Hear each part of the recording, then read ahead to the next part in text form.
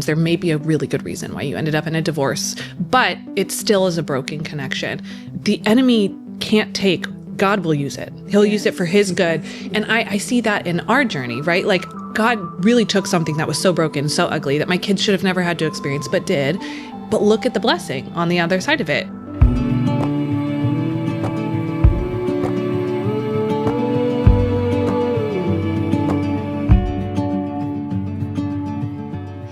Welcome back. I am so glad you're here today. We are going to talk about blended families. So often this topic feels a little taboo, right? Some people don't feel comfortable talking about their blended families, the dynamics that they have as a family. And I'm thrilled that we're going to talk about this. Both of us, not only are we you're part of a blended family because of my marriage, but also you're developing a blended family yourself. Actually, multiple kids in our family have blended families as well. So that's why we call ourselves the smoothie family, because there's so much like steps and halves and adopted and exes, and it's a lot. So we decided we have a whole different social category called smoothie. Yeah. Not that it's, okay, this is important. Not that it's blended in that we don't see the distinctives of the people, it's more like a lumpy smoothie. We're just so blended. Chunks. We're just so blended that we are a smoothie. Yeah. There's just so much going on. It's a very complex family. Yeah. And so I thought, let's have a conversation about that. I know. I'm so excited about it. But before we go into more detail, I just want to let everybody know to like, subscribe, and hit the bell if you're watching us on YouTube. We are doing these podcasts twice a month, but we also have our Christian reviews of regular books available to you 5 days a week, pretty much. So we just don't want you to miss out on all of the fun. Also, as a reminder, we want to continue this conversation far past today's podcast episode. So you can leave a comment down below or leave us a review if you're listening to us in other places, or you can send us an email at hello@trochia.org. Anyways, let's go ahead and get into this topic because I do think this is so interesting. And I will say the taboo aspect has been a big part for me because I grew up, you separated from my dad when I was 10. So it was like, I was really in that age where I was aware. Also, with all the love in my heart, my dad decided to share it with me. And so he told me in a way with a lot of emotion associated with it. And so it was really hard because I felt very much like centered into the separation of you and my dad. And then we got to know Jim, which is your husband now, who I love. I think Jim's amazing, and I'm so grateful that he is my stepdad and that I truly have him as another father figure in my life. But I just remember walking through all of this and saying, like, I am never getting divorced. And I was so proud of that concept. I was so proud of that concept that I was never going to get divorced. And then, got divorced. Was a single mom for a couple of years, met my now husband, and we dated and got married. And so I just remember going through all of that and being like, this would never be me. And then it was me. And I did that while I was going through the church too. I was very involved in my church. And so the experience of going through that process was so hard to talk about. So hard to talk about. So I'm excited that we kind of get to break some of that stigma that can be in there and have an open dialogue of the journey. Exactly. Yeah. So let me back up a little and share a little bit about my family history because that kind of affected this journey for me. So my mother raised 7 kids on her own. My father left when I was not even a year old. And my mother didn't remarry. We found out later, like much later when she was in her late 80s, that she had married for a short time, but I was already out of the house. I knew she lived with a man, but I didn't know they got married. So, but it only lasted a year. But really, I never had a stepfather. I never grew up in a blended household. Now, that said, my dad, he had another wife and she had a son. And so technically speaking, he's sort of a step brother to me, but because I didn't have a relationship with my dad, I didn't experience that. And then my dad had other children before I was born and sometimes maybe while I was growing up, who knows? I mean, there's a lot of stories that I don't know the real truth. Where there's other siblings, I know there are other siblings out there that I'm related to, and we don't know that each other exists. It's crazy. Crazy. Yeah. And so growing up in a household without a father meant so many things. Obviously, I didn't know what that looked like, what to be in a household with a husband and a wife, but also like how to choose a husband or how to be a wife. There's so much you learn from that. And so I got married very young, 19. And by 23, I went through my first divorce, remarried when I was 27. 15 years later, went through another divorce, and now I'm married for the third time. So what a mess. And I have a son from my first marriage, you and Melissa from our second marriage, and then 2 stepdaughters from our current marriage. So, it's complicated. Yeah. Our family's complicated. Yeah. And then so 2 of our kids married into a relationship where they married men that have children. Yeah. So it just kept going. It's so complicated. One of them has adopted their stepkid. Yes. So it literally just every single aspect has been through it. We really only have one family remaining that has no blending so far. That they're part of a blended family, but they're not blended themselves. That's right. And that is so crazy. And obviously it's not something we are condoning or wishing for or desiring for other people. It's so complicated. Yeah. But I do think that there is blessing in the midst of it. And I'll say from my own experience, what a blessing my now husband is. My husband is so good to those girls, so good.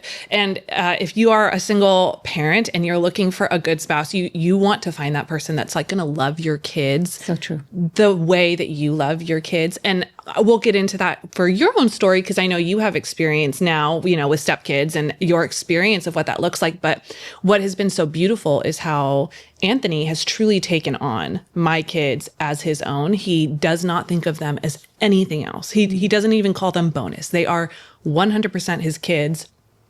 And even before when my ex was still in the picture and still around, he still said, I'm just going to be here for whatever they want me to be here for. I will be as present as they want to be. And so he always just was willing. He took them to things. He made sure to show up for their events. He always made them the priority, even when we were dating. And so he really just wanted to say, it's not just you I'm marrying. And that was such a gift that I know is not the norm. It's pretty beautiful. Yeah. I was talking to him recently because you guys are preparing for the adoption process, which is so awesome. And I say, well, Anthony, you guys haven't been together that long. It's a big thing you're kind of taking on. Are you sure? Are you prepared for what this means and all of that? And he's like, I was sure before I even dated Kayleigh. Yeah. I made that decision first. Yes. Was I willing to take this on well before? And by the way, and that's the same thing with Jim. I remember asking Jim, are you sure you want to be with me? I mean, I have 2 ex-husbands, children from different marriages. You have 2 daughters. I mean, this is complicated. Why would you want to complicate your life by being with me? And he was sure of it. Yeah. And I think that's a very important thing. I counsel couples where they're about to get married. And in fact, I'm working with several couples right now where they're dealing with some conflict because there are children from prior marriages. Yeah. And the person who's not the parent is struggling. Yeah. And I counsel them, you have to work through that. Yeah. Individually first before you enter into this marriage, because it's going to only get harder. Yes. Because it gets tested a lot. Even if you're all in, Anthony was saying that the girls are now finally getting to the point where, they get the thumbs up, thumbs down, and they're like, your thumbs down right now. Yeah. And he's like, and it feels normal. Yeah. Now it feels normal. This is because before there were so euphoric that they had him. That they had a dad. A present dad that was there all the time. That they would never say anything negative or anything bad about him. And they almost over attached themselves to him in a fear, right? They had a fear that they would not be loved and treated and with respect. And so it was so interesting to watch that dynamic shift of dad is the best thing ever. And I just want to be, Anthony is dad for the girls. For those of you guys who don't know, they call him dad. They see him as dad. But it was such an interesting dynamic shift when they went from just he could do no wrong, which was their own defense mechanism to... That's what they wanted. Yeah, right? Yeah, they just wanted, I just Please have be to... that perfect parent for me. And I think it was them protecting their own heart, truly. If I just treat you as if, you can do no wrong, then you won't leave me. You won't leave me. You won't... You'll get my love, then you won't be mad, which is, so heartbreaking kids ever have to go through this. It truly breaks my heart. I have another friend whose kid and stepkid are going through the same thing with their parents. And it's so interesting to watch the emotion that comes into that. This is not a one size fits all. This is not it always is, but it just was so interesting to watch it with my kids and how it happened. But now they definitely are on the other side of that where they're no, I'm annoyed at you and I don't like that. And that means they feel safe. Right. And my older kid will just straight up say to him or to me, you know, like, I do not like how you spoke to me just now. And you're like, okay, got it. Sorry. You know? So, but I think it's like so cool to see. I think that's where God truly just blessed our home and like blessed our relationship and continued to show like, there's a reason I have this man in your life. And he was the right fit for our home. You know, like he really knows how to love those girls so well, through the good and the bad, and meet them where they're at. And it's beautiful. Yes. And you mentioned it, but I will say we are going through the adoption process of him adopting the girls. So we're not adopting any more kids. We are just bringing these girls into having our last name. And it's so preciously sweet how much they desire that. They do. They are craving it. Especially my older one. She literally is determined. Like, I will not learn my last name because I am changing my last name. And this is the last name that I want. This was like so truly her choice. But it's beautiful to witness the redemption and the redemptive story that we get to sow into our home that is truly like walking that out. Right. But this is not the story for everyone. No. And this is a unique story because my ex exited the picture and so is like not around the kids at all, right? So their birth father is not there at all. But a lot of families, I'd say a majority of families, have both sets dealing with this and trying to manage and co-parent Yes. and communicate and figure out like how to deal with this other parent, which is your spouse's ex. You know, that's so complicated. Like, I truly get that 100%. Yes. So like, we also just wanted to kind of talk about that too. Yes. You know? Yes, very true.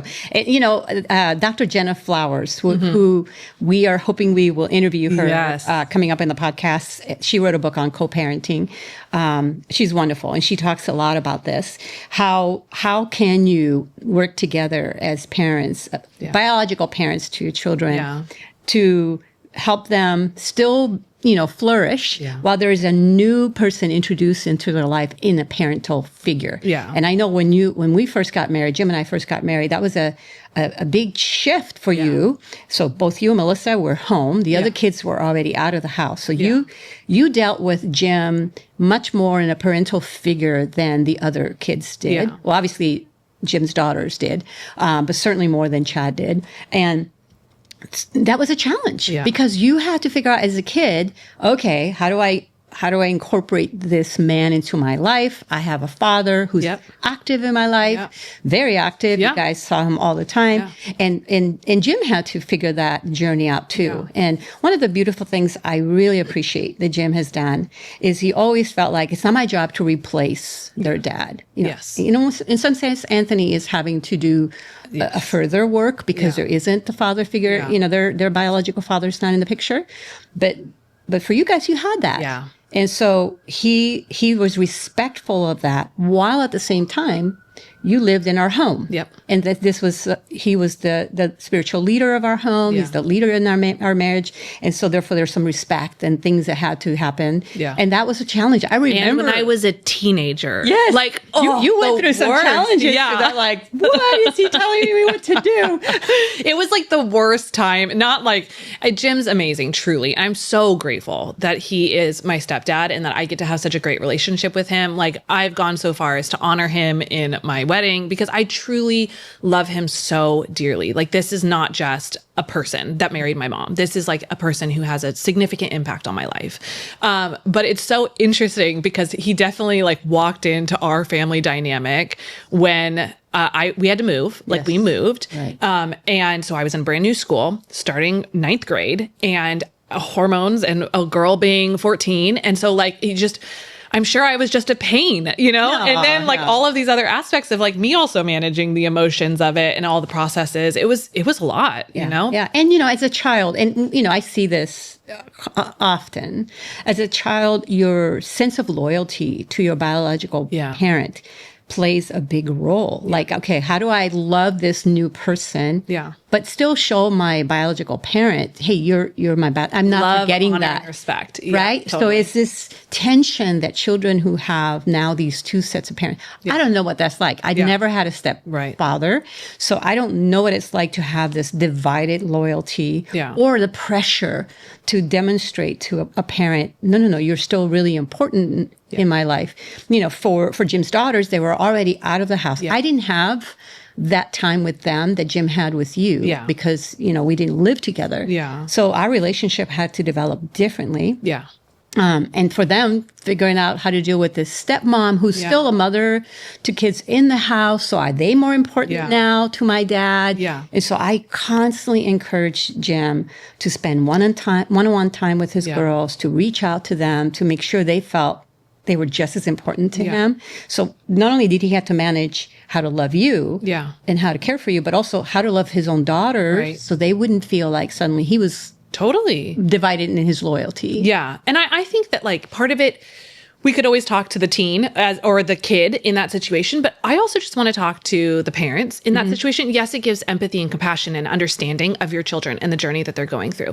But it also is such a release and control because let's talk about the time in which my ex was around, okay? And he was doing things that I was not okay with the kids. And I had to be like, is this something worth even bringing up or dealing with? What is the point? Where is the point that's like, okay, this is me talking about it versus no, this is you now also being a parent. Now add in another person that is not previously been in this relationship.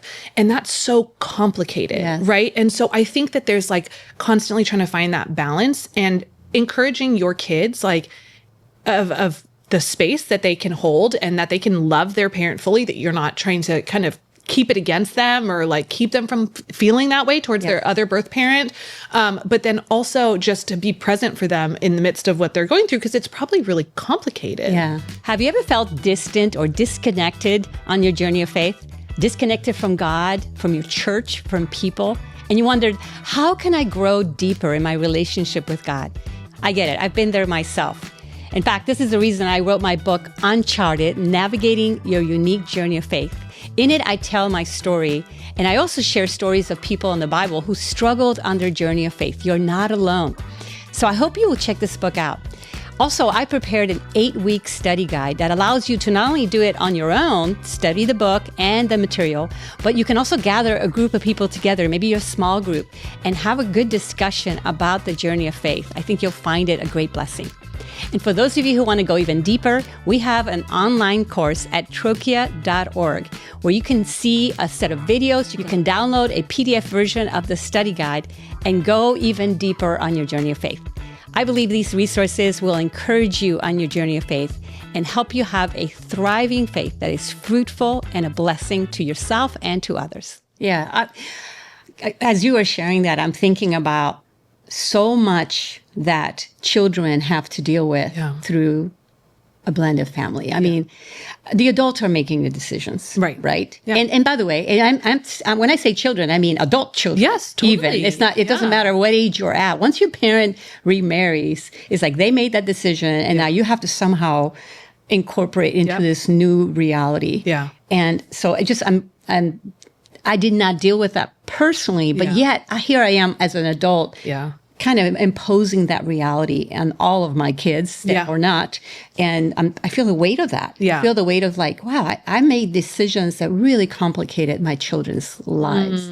And there's a weight associated with that, which means that how we navigate our blended family requires a lot of humility, like you say, of letting go of control, while at the same time not acting out of guilt. I think a lot of parents work from a place of guilt. And I'm sure that in my journey, I did that at some point, or I do that at some times where I have to catch myself and go, wait, that's not true. I'm actually just doing that because of guilt and shame. And that's not helpful to me or to our relationship or to the other person. So you have to constantly catch yourself there. But it adds a lot of complexity. And what makes me sad is how taboo it is to even talk about it. How there's a sense of like, don't tell me about your blended family. You created your own mess. Yeah. Which Deal like, with it. oh man, it makes me so frustrated because I even look at like my story, right? Which yes, it's not as blended because I don't have stepkids. So my husband just has 2 stepkids, which are my kids, and they're with us all the time. So it's like, in a way, he became the full-time parent, he became 100% on. And that happened the moment we got married. So my ex walked away about a month before we got married. And I don't think that was in his timeline or expectation. It just is the way that it happened. And so we said, I do. And we went on a trip 3 days later with now we are a family of 4 and it is just us. Yeah. And that was so hard. I would not recommend. It was so hard because my kids were going through a lot, and I didn't realize it just all kind of happened. I thought it was going to help them. Like, see, we're going to do this together. And then we get to spend time together, like almost like a mock honeymoon of sorts, right? Where it's like, but all of us, in tow. Yeah, like them, like so that we like all together get to do this. And in some ways it was nice, but like my little one, who was young at that time, literally said, like, you're not my dad. Mm-hmm. Don't talk to me. And it was so challenging. So it's like, it was so complicated, but I think now looking back, what a blessing this whole thing has been because we have created a true resurgence of a family of 4. But a majority of the people who are probably listening to us have this other person that now they're trying to find. And then let's talk to the new step parent here, right? Like you're coming in, you now have kids. If you did not bring in your own kids, you now have kids and you have a spouse, and now you have a spouse's ex-spouse that you have to manage and deal with. And you are like a parent when the kids are there, but then the kids leave and then you're just a couple. And like, that is so complicated in what that looks like and feels like. I think in some ways that probably feels really nice. It's like, oh, I know I'll get my date night next week. I know I'll get my date night in a couple days or whatnot, but it also probably feels like a little weird. Like, oh, I'm building this relationship with these kids and then they go to somebody else's house, of course, a parent, but they probably have to keep, in some sense, they have to keep a guarded heart, right? Because these kids are coming and going and there is another parent that's loving on them.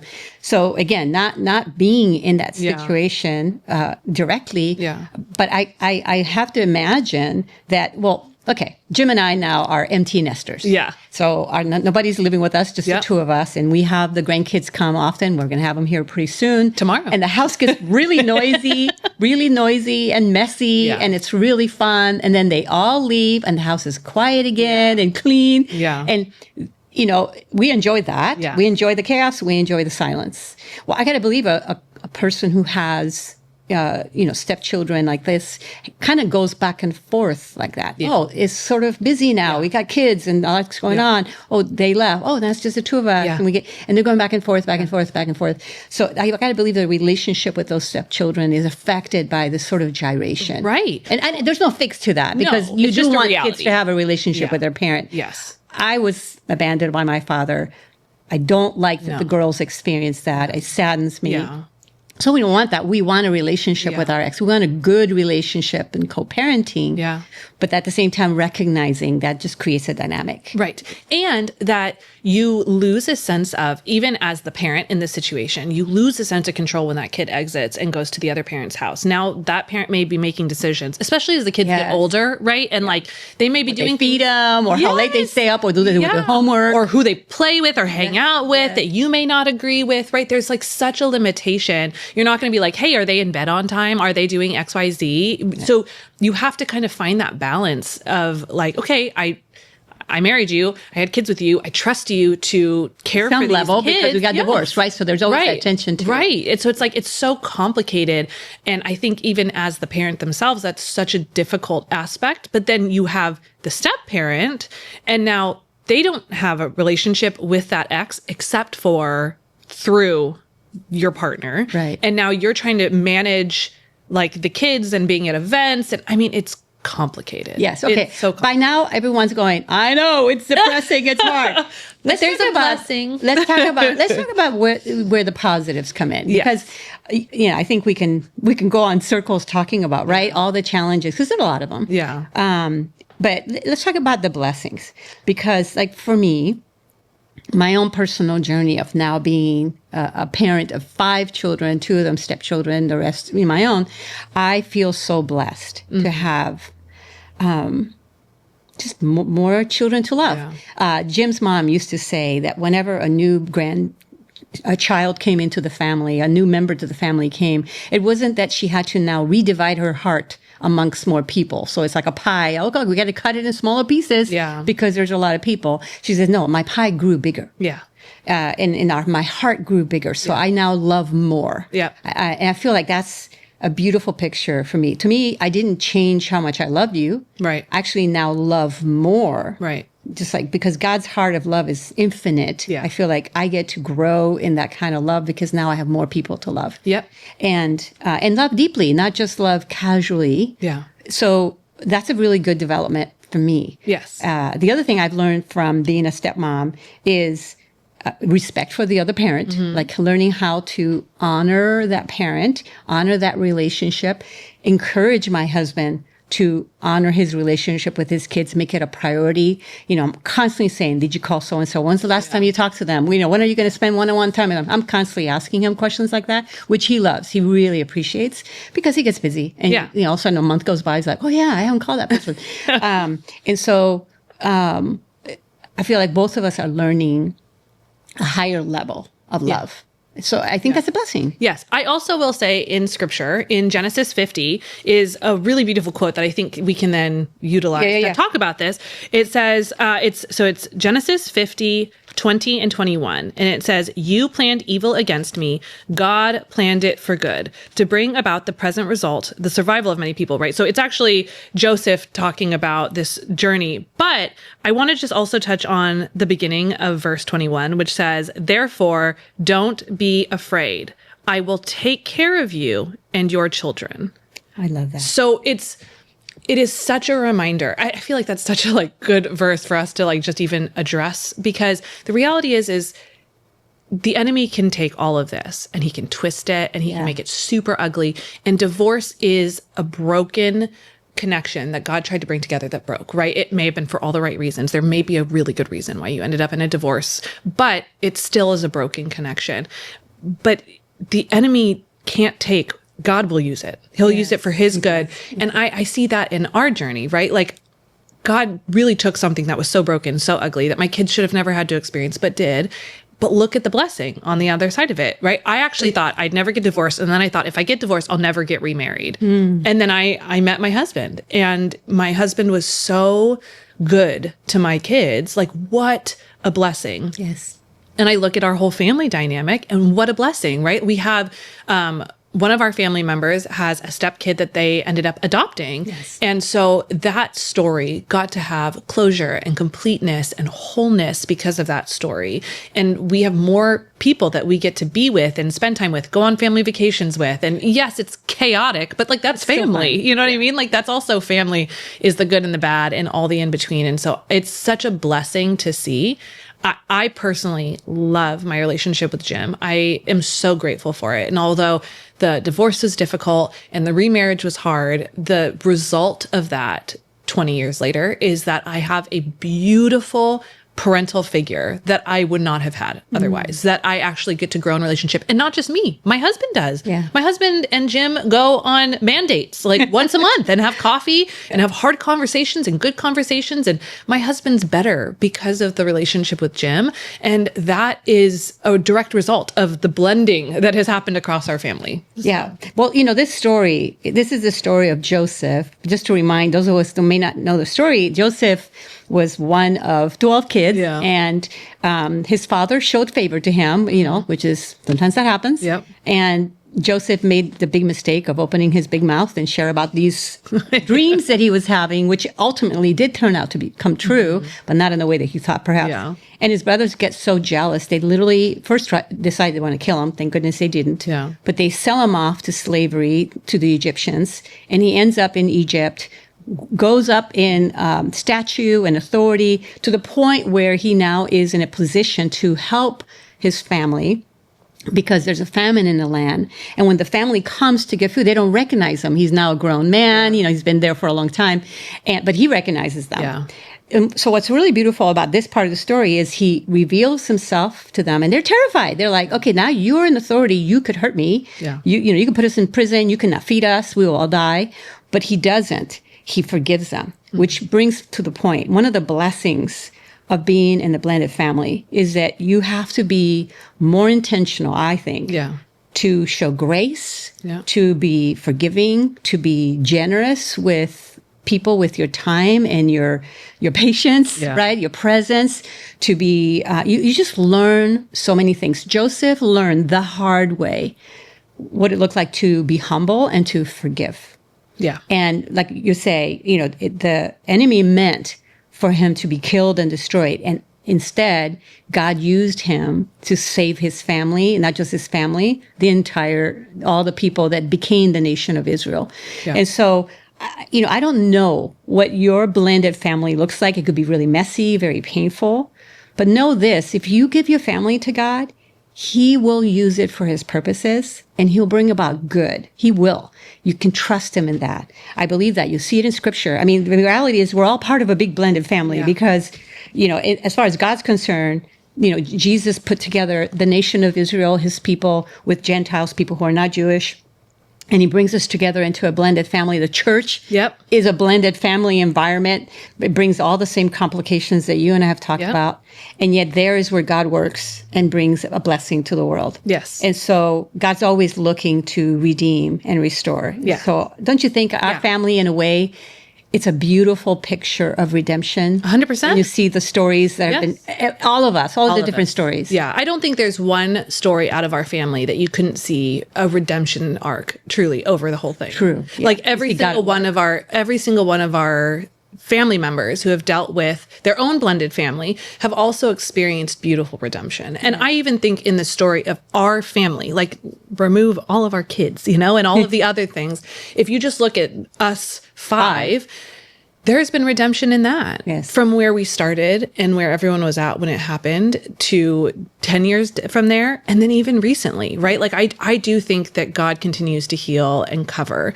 I will say this too, like, you've mentioned this so many times in our personal conversations of like, I see what we go through and the drama we deal with. And sometimes that's the same drama that other families are dealing with. Like just because it can be hard to figure out, oh, wait, is this normal? All families deal with this? Right. Or is it because we're blended? Right. I think sometimes there's an awareness that like, this is just family dynamics, which are complicated and like a journey to deal with all together.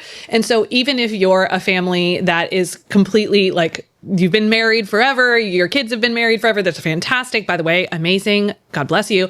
And like, that's the reality is like, you probably deal with stuff too. That's really hard. I have a friend whose parents have been married many, many, many, many years. And that family dynamic is complicated. And there's a lot of hurt that's within that with all these kids who all just grew up being each other's siblings and like nothing else happened, And so I just think that there's so much more to the story and all of it. But God wants to heal it anyways. God wants to be in it anyways. And yes, and Jim and I have been very intentional of like, okay, we give this family to the Lord. Yeah. And we want it to flourish, and to be an example of his redemption, his transformative power. And that's one of the things that we did in kind of putting our hearts towards that is we selected a family verse. Yes. And so now a friend of ours challenged us and said, did you include the kids in selecting a family verse? No. We didn't. So guilty of that. So I would definitely, if you're going to do this, include your kids. Yeah. Especially if you have adult children. 100%. So definitely, definitely something we needed to learn. We're all learning, But this is a selection we made. This is Jeremiah 17. This is our family verse that Jim and I selected. The person who trusts in the Lord, whose confidence indeed is the Lord, is blessed. He will be like a tree planted by water. It sends its roots out toward the stream. It doesn't fear when heat comes, and its foliage remains green. It will not worry in a year of drought or cease producing fruit. And, this verse to me, for us, for Jim and I, has so many implications. Obviously, this idea of if we give this family to the Lord, and he will bless it. Yeah. He will bless our effort. And, anytime we struggle, and we've had our seasons of struggle. I remember one time I thought oh no, this is not going to work. Our family isn't working. We're not gelling. We have some tensions. And I called my friend. I was crying. I was like, I thought we'd gone so far and this didn't happen. I was so disappointed. And she said to me, whoa, wait a second. Yes, you maybe went backwards a few steps with this conflict, but you are not where you began. Yeah. You're so much further than you were. Yeah. And so this is a correction and you'll kind of get back on track. And sure enough, she's right. We move forward again and backward a little and forward again. Yeah. But at the end of the day, if we give it to the Lord, our confidence in him, we will be blessed and our family is blessed. Yeah. So that's kind of how we chose that. And then this idea that when we trust God, we don't have to fear when the storms come. And we've had storms. We've had storms. Yeah. But we don't have to fear. Right. And I think that applies to any family, to be honest, right? Truly. Not just a blended family. Yeah. But for us, we know we have maybe more storms than a regular family. You have different uphill battles. I just think it looks maybe really different because the reality is you could have a completely standard family and your struggles look one way. But I think that there's just such an awareness that blended families, well, for us, there's an awareness that blended families deal with things like an additional family member and building that love and relationship. It's super interesting. Building trust, which takes time. Yes. And the new family dynamics, because those change, right? It was really interesting. My daughters, when they were in therapy, the therapist had told me when I introduced my now husband and we were dating and they were getting to know him, and they said, adults take about 6 months to build a connection. Children take about a year. And she goes, so in about a year, if he's there, this is when we were just dating, if he's still around, you are going to see the kids do a dramatic shift. And she goes, it really will feel almost like overnight. And I did not believe her. I'm gonna be straight up. I was like, there was so much happening and my kids were really going through it at that time too. Cause that was right when things got my ex exited and right before he exited, things were very tumultuous. And so it was making it way more complicated. And so I was really concerned about how all of this was going to play out. And I just thought it's going to take us years and years, truly. And that's okay, right? Me and my husband were we're just going to buckle down and it'll be okay. The kids will struggle and we will be with them on that journey. And it was about 6 months later that Ryan did a 180 because she, now she had this absence. And so she was okay, this is the person. But it was literally almost a year. When you look back. when they asked to call him dad. Wow. It was almost exactly a year. And I told their therapist, I said, hey, just so you know, you may hear them say dad, that's now my husband. And this is what's happening. And she was like, that makes sense. It's a year. And I was like, you're right. You did tell me that already. But all that to say, it takes time to build trust. And sometimes a wrong action can make you go backward. Right. But don't forget, you don't go back to the beginning. No. It may feel that way, but you don't. And it depends on the age of the kids and the experiences that you're dealing with. So just have grace for them in the age that they're in. I also will say to the step parents to really lean on your partner, right? I think this has been your experience too, is you really learn to lean on Jim for his kids and Jim leans on you for your kids, because there is a reality of an awareness. They have known them their whole lives. And there is just a difference in how kids deal and communicate with their birth parents to their step parents, especially at the beginning. So you just really have to give them space in that. True. Remember we talked a little bit about one of our podcasts about when a mother has a child and there's a deep connection, physical connection with the mom. Jim and I are very aware. Each of us, we have his and her kids. We don't have our kids. We're aware that the connection that he has with his daughters, the connection I have with my children is very strong. Yeah. And that we have grown to have a deep connection with each other's kids. Yeah. That said, we are very honest with one another. And I think sometimes people get very confused by this, but it is what it is. Yeah. We're very honest with each other that I'm probably never going to have as deep a connection as he has with his daughters and vice versa. Right. It doesn't mean that ours isn't deep. It's just going to be different. Or that you don't love them. Or that we don't love them, right. So we defer to one another. When one of us gets really passionate about something that we want to do for our kids or a certain posture we want to have towards our kids, we trust each other. It's okay, maybe that's the deep biological connection that you have with your child. that's speaking from a more intuitive place than perhaps my experience, say, with my stepchild might dictate. And therefore, we trust each other. Like, okay, if you think that's the right thing, then I'm going to go with what you say. Yeah. And we do that for each other, which is really beautiful. We've learned how to love each other's kids by watching how we love our kids. Does that make sense? Yeah. Like I watch how Jim loves his daughters, and it's taught me like how they interact with each other. It's taught me how to love them better, and vice versa. And so just having that trust. Now it gets a little more complicated when now people have kids together. Right. Right. So you've got the stepchildren, and now you have a kid together. Now we have a parent that has 2 kids from over there and 1 kid from here, right? And the other parent only has the one. And I realize, another can of worms. Yeah. But that gets a little bit more complex in some sense. Maybe the person who didn't have children and now has a child together with this other parent who has kids from a different marriage understands that deeper bond. So I feel like it can be a positive in that sense. Oh, I get now. There's a deep intuitive bond that you have that I didn't quite understand, but now I do now because I have my own. That could be a positive. It could be a negative in that sometimes there is a, look, now this is my kid and those are your kids and that's not good. We don't want to go in that direction. Yeah. Right. So I think today we've just chatted a lot about the different dynamics, the complication about those dynamics. And, I really do. I think family verses are where it's at. We actually don't have one. But when we were talking about this before the podcast started, I really think that what I want to do is create one with my kids and my husband when the adoption goes through. Oh, that's beautiful. Because we're getting close. Like our interview with I don't know the right word. Interviewer, interrogator. Like it's just, they use a really aggressive word for it, but it's basically the state coming and like talking to us, and they're going to talk to both my kids. And that comes up really soon. So I'm excited for that next step. But I think when the court happens and they say, okay, like you can adopt them to my husband, then we might do that as like a family and that be a part of our journey. So I think that's like so impactful. And if you are currently in like the beginning of a blended family, and frankly at any point, because I think you guys did that family verse like only 5 years ago. I was gonna say like recently, Very recent, so like literally at any time. But I think like just take that time to come up with a family verse, and do it together. And pray over each other in that journey. Yeah, very true. Very true. Well, as you know, I'm writing a book on blended families.